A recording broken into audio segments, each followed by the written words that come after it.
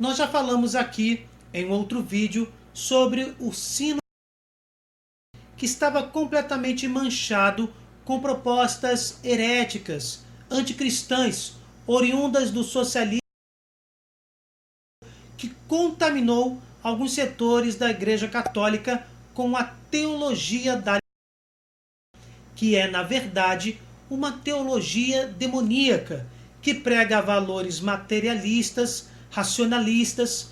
Por exemplo, esta falsa teologia prega que a ressurreição de Cristo foi narrada em linguagem figurada, que Jesus, na verdade, não ressuscitou, e que a verdadeira ressurreição de Jesus seria a perpetuação de sua mensagem ao longo do tempo. E isso, meus irmãos, contradiz completamente o gênero literário dos evangelhos, que afirma a concretude dos milagres, e isso inclui a ressurreição. Nós já falamos sobre isso em outros vídeos. Essa interpretação invalida, afronta a centralidade da mensagem do evangelho. Como disse São Paulo, vazia seria a nossa fé se Jesus não tivesse ressuscitado. A precisão das palavras registradas nos textos sagrados, as consequências históricas relatadas, mostram que Jesus realmente venceu a morte e retornou em um corpo ressuscitado, glorioso.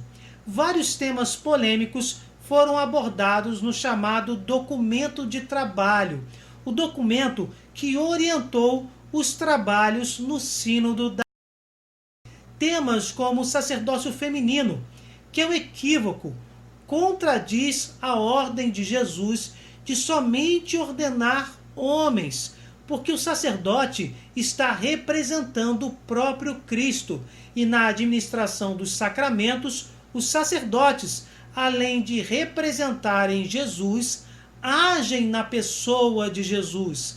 Naquele momento específico, são verdadeiramente e sobrenaturalmente o próprio Cristo.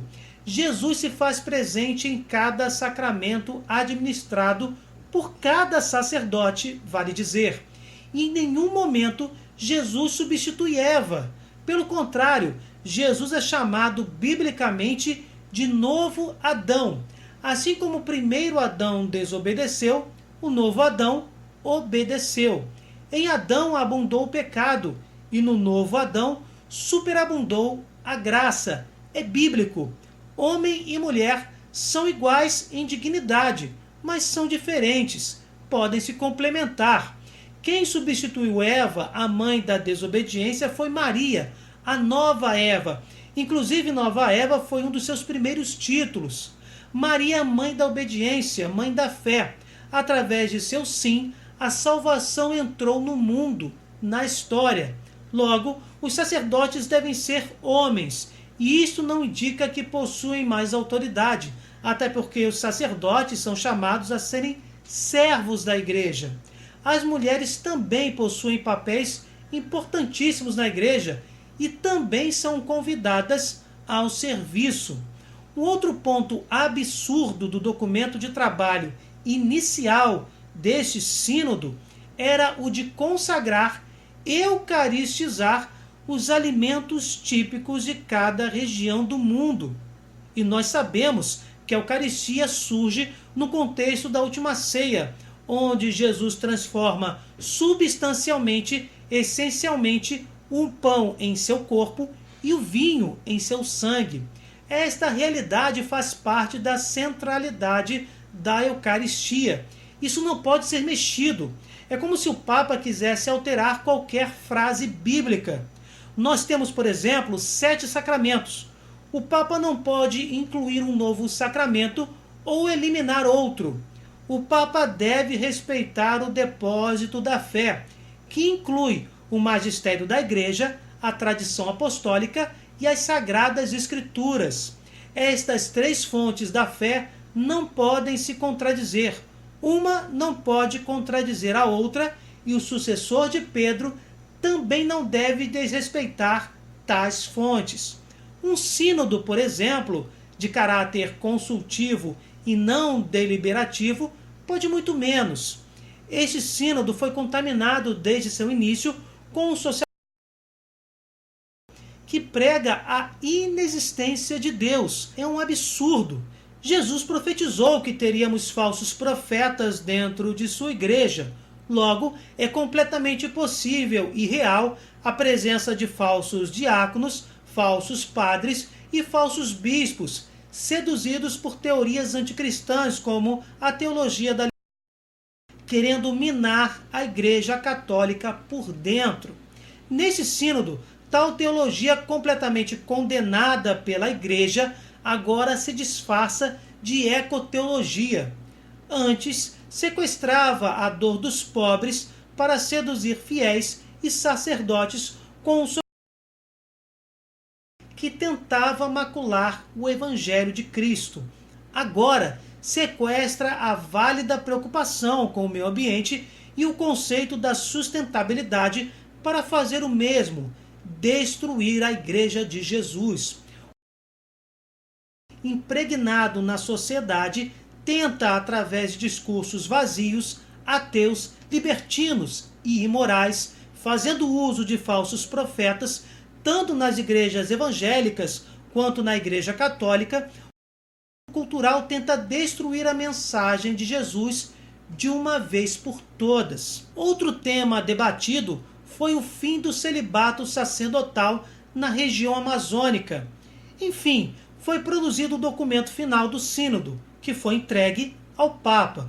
E o Papa chegou a dizer que publicaria uma exortação apostólica sobre este documento final, aceitando ou rejeitando, total ou parcialmente, qualquer item deste documento. Vale dizer que se trata de um escrito bem típico dos teólogos da libertação, cheio de ambiguidades e generalizações perigosas que podem trazer muita confusão de fundo doutrinal, moral e litúrgico.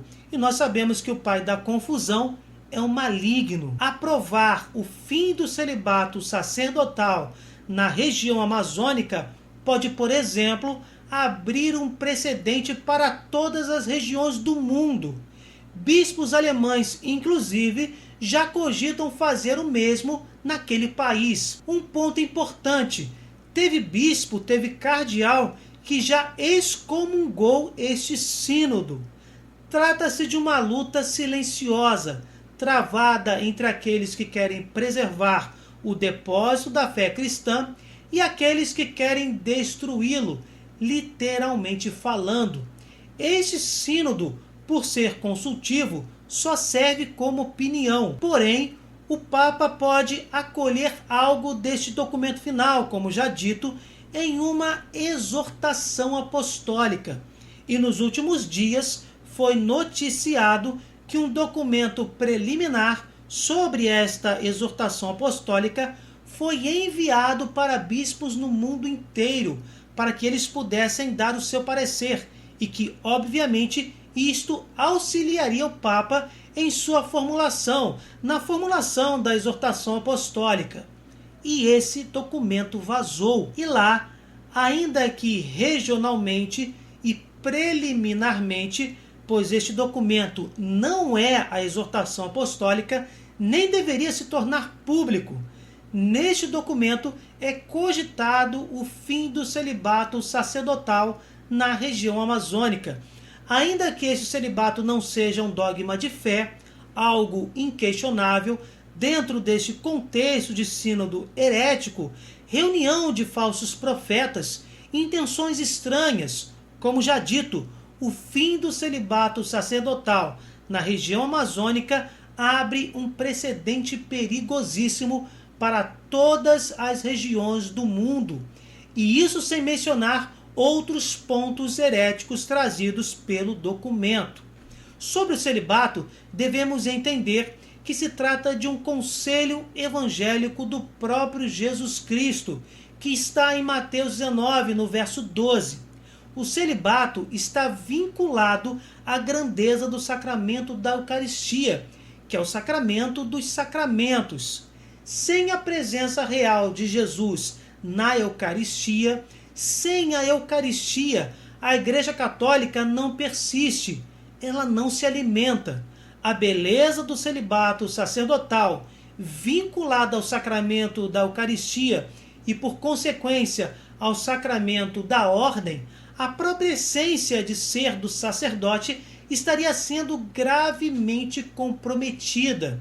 No início do cristianismo, homens casados foram ordenados, mas à medida que a igreja crescia espiritualmente falando, o celibato foi se tornando uma realidade, um precioso bem dentro do clero católico, pedido inclusive pelos próprios sacerdotes para se tornar uma regra, admitida voluntariamente por todo aquele que quer servir a Jesus, como padre ou bispo.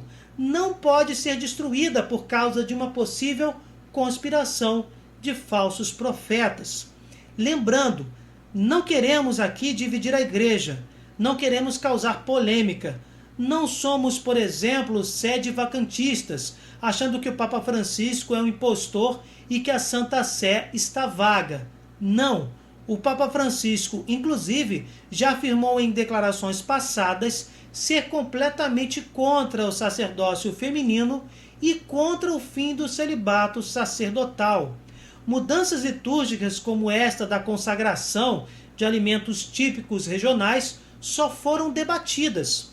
O Papa já acena com a rejeição desta ideia absurda, pois entregou a missão de analisar sugestões desta natureza, de natureza litúrgica, oriundas deste sínodo, ao cardeal Robert Sarah, que é prefeito da Congregação para o Culto Divino e Disciplina dos Sacramentos do Vaticano, e que nunca se dobrou a estes contrassensos litúrgicos. Em resumo, sempre foi sensato e obediente a Deus. Esta é uma realidade profetizada por Jesus, que é Deus e que, por ser Deus, é amor. E o amor não tira o livre arbítrio de ninguém. Logo, a pessoa mal intencionada ou até mal conduzida para o sacerdócio pode sim decidir livremente por prosseguir neste caminho e se tornar um falso presbítero. Agora vamos conhecer a reportagem do vazamento do possível documento preliminar desta exortação apostólica. Saiu no site Life Site News. Papa Francisco abre porta para abolir o celibato sacerdotal, de acordo com o documento do Sínodo vazado. É escrito por Diane Montanha.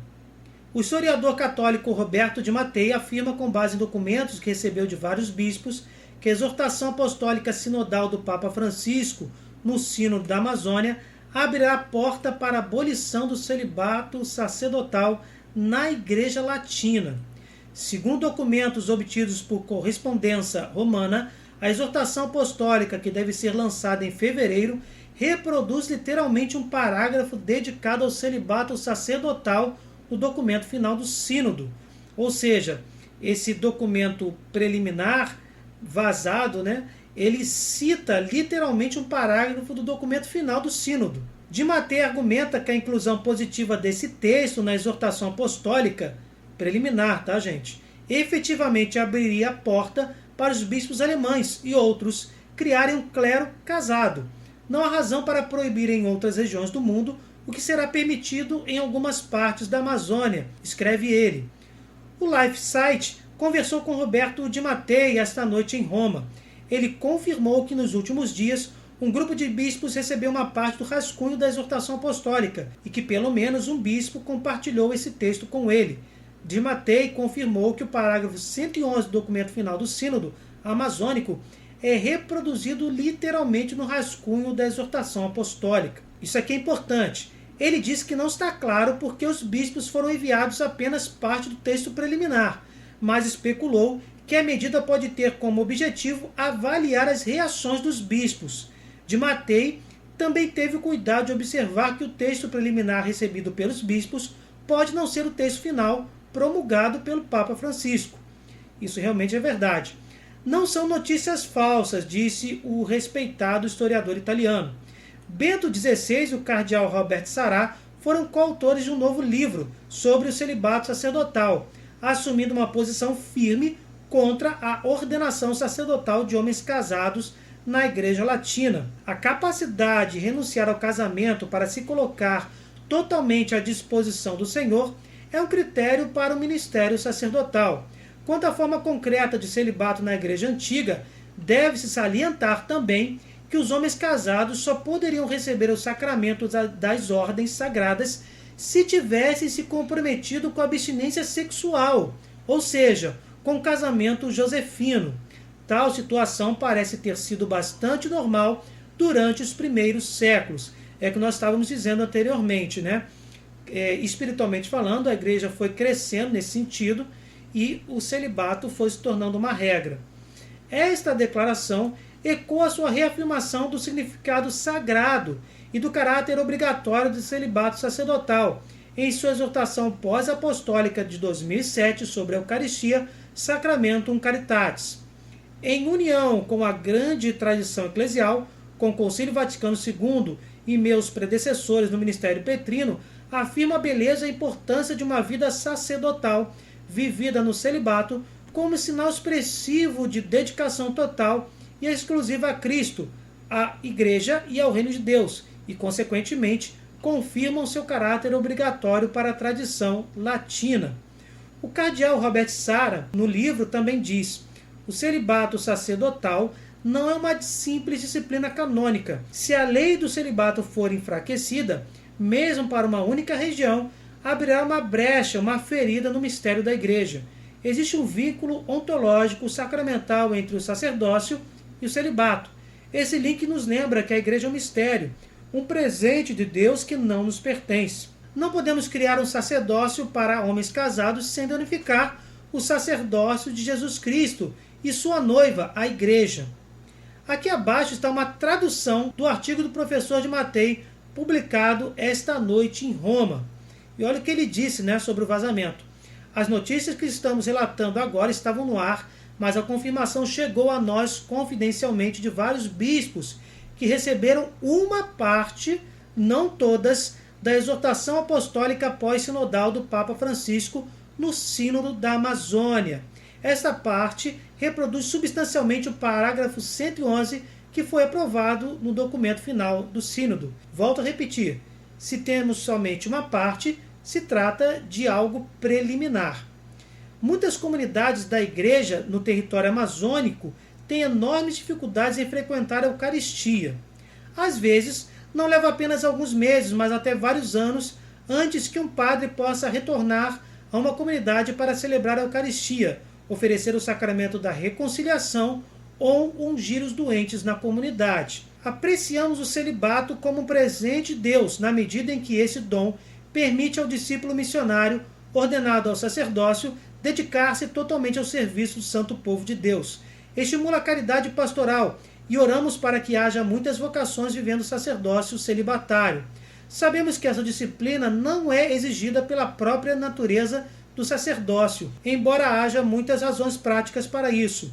Na sua encíclica sobre o celibato sacerdotal, São Paulo VI manteve essa lei e estabeleceu motivações teológicas, espirituais e pastorais que a apoiam. Em 1992, a exortação pós-sinodal de São João Paulo II sobre a formação sacerdotal confirmou essa tradição na Igreja Latina. Considerando que a diversidade legítima não prejudica a comunhão e a unidade da Igreja, mas a expressa e serve, testemunha a pluralidade de ritos e disciplinas existentes.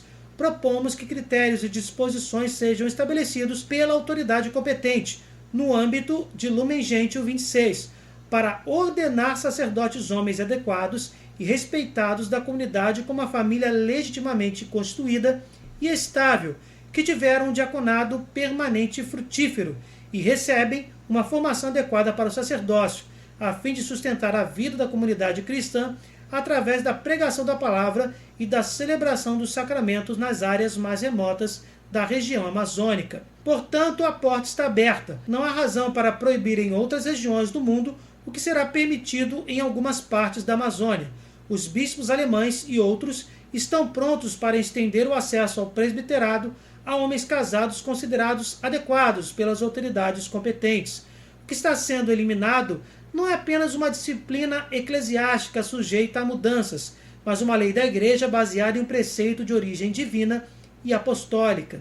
50 anos atrás, no Simpósio dos Bispos Europeus, realizado em Chur em julho de 1969, o cardeal Léo Joseph Soanes, durante sua conferência final, leu um apelo de Hans Kung para suprimir o celibato sacerdotal. Esse pedido foi consistente com o papel que a teologia progressiva atribuiu à sexualidade, um instinto que o homem não deve reprimir através do ascetismo, mas libertar, encontrando no sexo uma forma de realização da pessoa humana. Desde então, essa demanda se expandiu e acompanhou o processo de secularização e autodemolição da Igreja. Realmente é verdade. Com esse enaltecimento da sexualidade, nós temos, na verdade, uma inversão de valores dentro da moralidade cristã. Continuando, na realidade, a transgressão do celibato e da simonia foram as grandes pragas que sempre afligiram o corpo místico de Cristo em tempos de crise. Simonia era a venda de coisas sagradas, um verdadeiro absurdo e que foi corrigido com o decorrer da história. Continuando, e o chamado à continência e à pobreza evangélica foi o padrão de batalha dos grandes santos reformadores. Nos próximos dias de fevereiro, o antirreformador não será, como tem acontecido tantas vezes, um bispo ou um grupo de bispos, mas o sucessor do próprio São Pedro. O celibato eclesiástico é uma glória da Igreja e o que ele está humilhando é a própria vontade de Cristo, transmitida pelos apóstolos até nossos dias. Como podemos imaginar os católicos em silêncio diante desse escândalo? Devemos orar, devemos crer na providência de Deus. Será que Deus não está permitindo este mal para que um bem maior aconteça? Não é assim que ele age na sua providência, como diz Santo Agostinho? Oremos e intercedamos pelo Papa Francisco, para que a exortação apostólica seja produzida conforme a vontade do Espírito Santo. Tenhamos paciência, esperemos no Senhor. Lutemos assertivamente pela nossa Igreja, na certeza de que as portas do inferno jamais poderão vencê-la. É uma promessa do próprio Jesus Cristo. Louvado seja nosso Senhor Jesus Cristo, para sempre seja louvado. Se vocês gostaram do vídeo, deixem o seu like e compartilhem. Se inscrevam no canal. Fiquem com Deus, desculpem qualquer coisa e até o próximo vídeo. Não se esqueçam de interceder e orar pela nossa Igreja.